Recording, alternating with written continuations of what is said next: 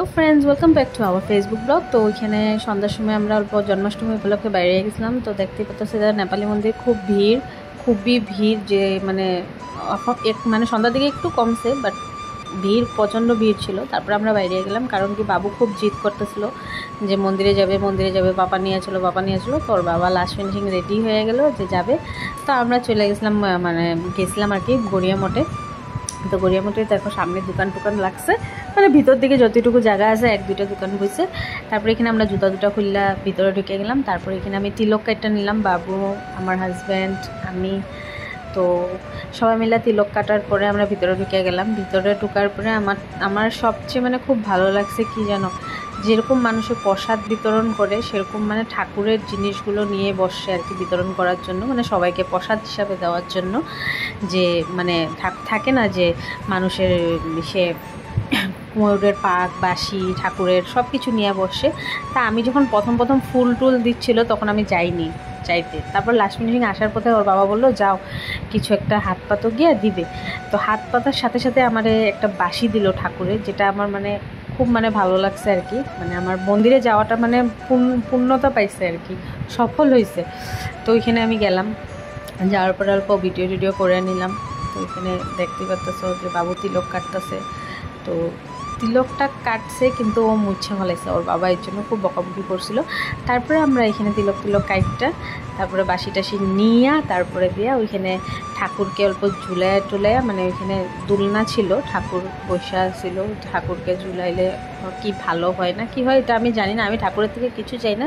আমি একটাই চাই যে ঠাকুর সবাইকে ভালো রাখুক, সেটাই চাই। যতটুকু দিছে আমারে, যতটুকুতে আসি বা ভগবান তিনবেলা খাওয়ায় আমার যতটুকু নিত আছে অতটুকুই আমি খুশি আছি। তার থেকে আমি ভগবানের থেকে বেশি কিছু চাই না।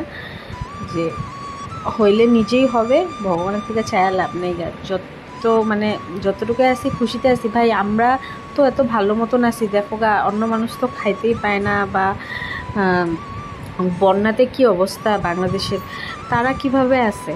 তো ওই হিসাবে তো ধরতে গেলে আমি ভালোই আছি। ভগবানের কাছে এটাই চাই যাতে সবাইরে ভালো রাখুক। তো এখানে দেখো পুরোহিত মশাই সবাইকে মানে প্রসাদ হিসাবে যে ঠাকুরের জিনিসগুলো মানে দিচ্ছিল। তারপরে আমি নিয়াটিয়া দিকে বললামই, মানে ঠাকুরকে ঝুলাইয়া টুলাইয়া তারপরে আমরা ঘরে আসার পথে একটু সরি হ্যাঁ।